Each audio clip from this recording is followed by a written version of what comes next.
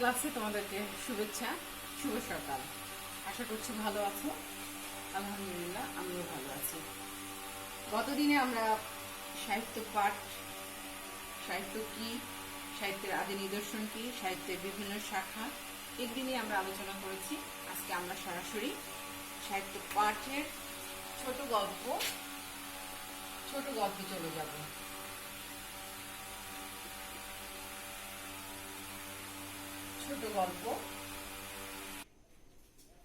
ছোট গল্প এই ছোট গল্পের আমাদের সাহিত্য পাঠে ছিল সেটা হচ্ছে আমরা আজকে শুরু করছি অপরিচিতা। হ্যাঁ, এই অপরিচিতা কার লেখা? এটা রবীন্দ্রনাথ ঠাকুরের লেখা। তো ছোট গল্প শুরু করার আগে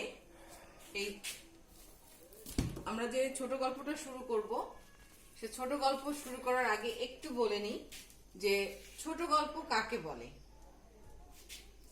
ছোট গল্পেরও অনেকে অনেক সংজ্ঞায়িত করেছেন, অনেকভাবে সংজ্ঞা দিয়েছেন, কিন্তু এর মধ্যে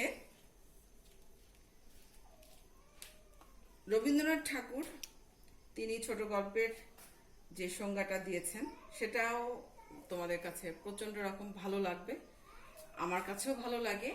তারপরে তার আগে একটু বলি যে ছোট গল্পটা কি।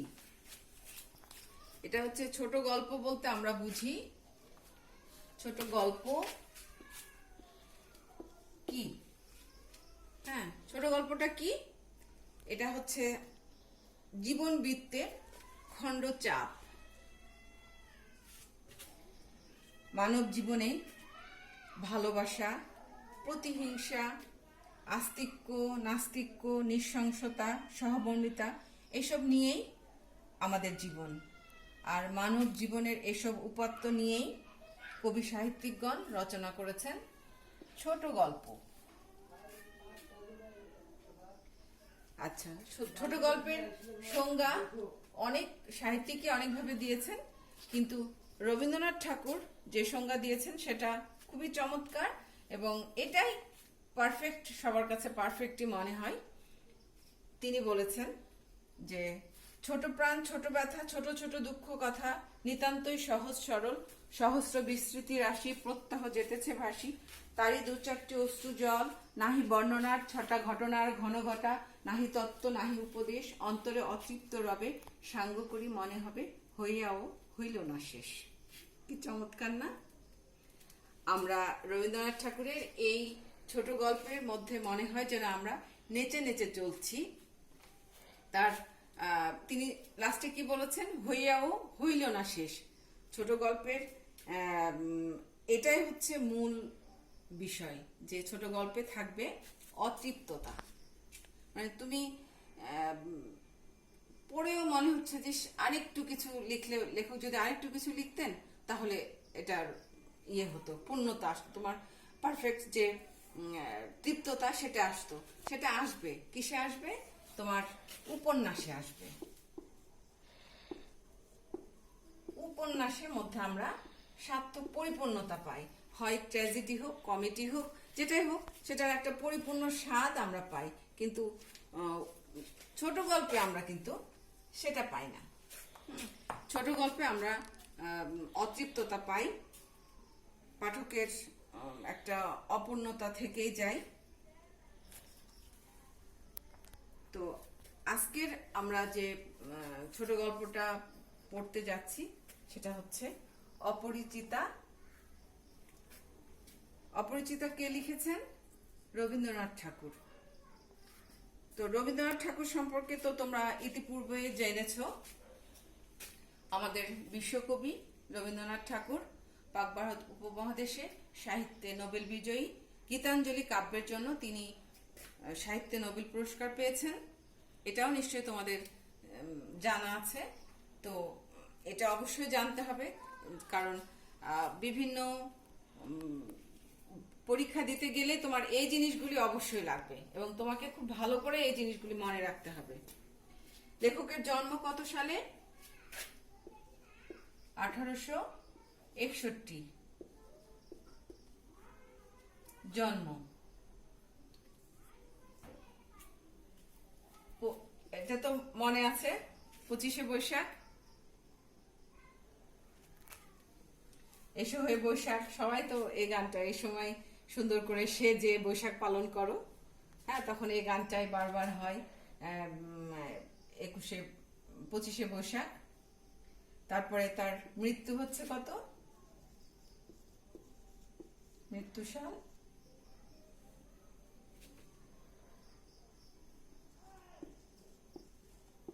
1941। এটা হচ্ছে কত, 22শে শ্রাবণ, বাংলা 22শে শ্রাবণ। আর তিনি, তার বাবা হচ্ছে কে, বাবা হচ্ছে দেবেন্দ্রনাথ ঠাকুর, দাদা প্রিন্স দ্বারকানাথ ঠাকুর, মা সারদা দেবী। তিনি কলকাতার বিখ্যাত ঠাকুর পরিবারে জন্মগ্রহণ করেছেন। রবীন্দ্রনাথ ঠাকুর, তোমরা যে অপরিচিত গল্পটা পড়বা না সাহিত্য পাঠে, কিন্তু তার সংক্ষিপ্ত জীবনী দেয়া আছে। হ্যাঁ, এটাও তোমরা আরেকবার ভালো করে পড়বে, কারণ তোমাদের তো সৃজনশীল এবং বহু নির্বাচনী প্রশ্ন যেগুলি হবে সেগুলিতে কিন্তু পাঠ পরিচিতি অবশ্যই পড়তে হবে, এবং পাঠ পরিচিতি থেকে অনেক কোশ্চেন আসে। হ্যাঁ, যে কোনো লেখকের জন্ম মৃত্যু সালগুলি অবশ্যই তোমাদের মনে রাখতে হবে। এটাও খুবই ইম্পর্টেন্ট, কারণ এগুলি পরীক্ষাতে নৈবেক্তিক কোশ্চেন হিসেবে কিন্তু খুবই বেশি আসে, বা জ্ঞানমূলক কোশ্চেনেও কিন্তু এটা আসে। এই জন্য আমাদেরকে অবশ্যই এই জিনিসগুলি পড়তে হবে। তো রবীন্দ্রনাথ ঠাকুরের এই যে অপরিচিতা গল্প, এটা গল্পগুচ্ছের নাম শুনেছ? গল্পগুচ্ছ, এটা হচ্ছে রবীন্দ্রনাথ ঠাকুরের একটা অখণ্ড গল্পগুচ্ছ। এখানে তিনি এই গল্পটি সন্নিবেশিত আছে। এটা একটি গল্পগুচ্ছের একটি গল্প, প্রমথ চৌধুরী প্রকাশিত মাসিক সবুজ পত্র। সবুজ পত্র এটা একটা পত্রিকা। এই পত্রিকায় এই গল্পটি প্রকাশিত হয় 1321 বঙ্গাব্দে।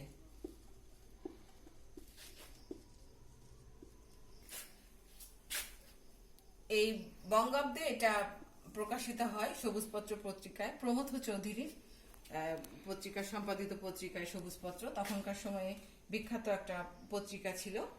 তো এই পত্রিকার বিভিন্ন জায়গায় তিনি লিখেছেন।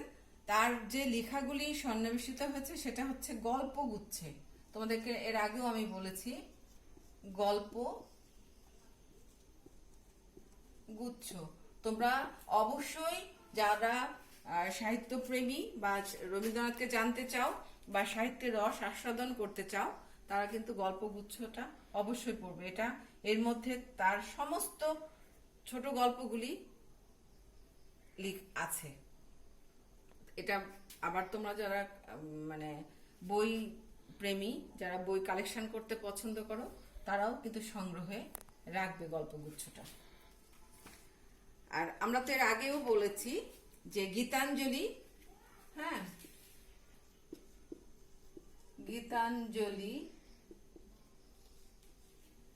গীতাঞ্জলি কাব্যের জন্য তিনি কি পেয়েছেন? নোবেল পুরস্কার পেয়েছেন। এটা কত সালে?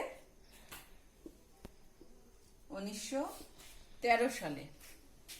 গীতাঞ্জলি কাব্যের জন্য তিনি নোবেল প্রাইজ পেয়েছেন। এটা কিন্তু বাংলায় যারা নোবেল প্রাইজ দেয় তারা কিন্তু বাংলা ভাষা জানে না। তো এটা ইংরেজিতে লেখা হয়েছিল, বা সেখানে ইংরেজিতে তিনি লিখে এটা দিয়েছিলেন। ইংরেজি সেই ইয়ের নাম ছিল সং অফারেন্স। তো এই গীতাঞ্জলি কাব্য 1913 সালে তিনি নোবেল প্রাইজ পেয়েছেন। পাক ভারত উপমহাদেশে প্রথম সাহিত্যিক যিনি বাংলা সাহিত্যে নোবেল জয় করেছেন। এটা আমাদের জন্য অনেক একটা গর্বের বিষয়। রবীন্দ্রনাথ ঠাকুরকে ছোট গল্পের জনক বলা হয়। তাকে কি বলা হয়?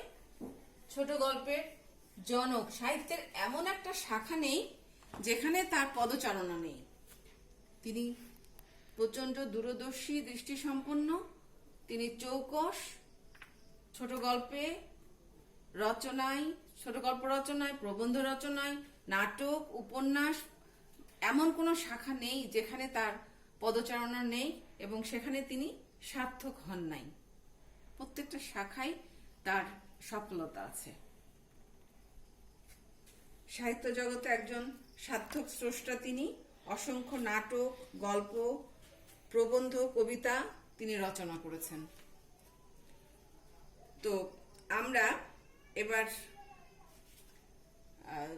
আজকে কি আমাদের সময় হবে ছোট গল্পটা পড়বার?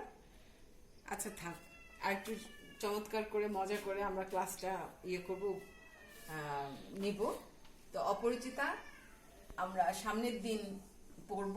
তোমাদের যাদের বই আছে মানে কি, তোমাদেরকে অবশ্যই বই কিনতে হবে। বইটা অবশ্যই আমাদের লাগবে। আমরা কিছুটা হলো, পুরোটা তো আমরা পড়তে পারবো না, ওই কিছুটা হলেও আমরা গল্পটা পড়বো।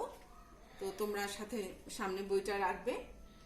আমি যতটুকু পারি ততটুকু তোমাদেরকে ধারণা দেওয়ার চেষ্টা করব। আর রবীন্দ্রনাথ সম্পর্কে আমরা তার আলোচনা কিন্তু দীর্ঘ, একটা ক্লাস আমাদের লেগেই যায় তাকে নিয়ে আলোচনা করতে।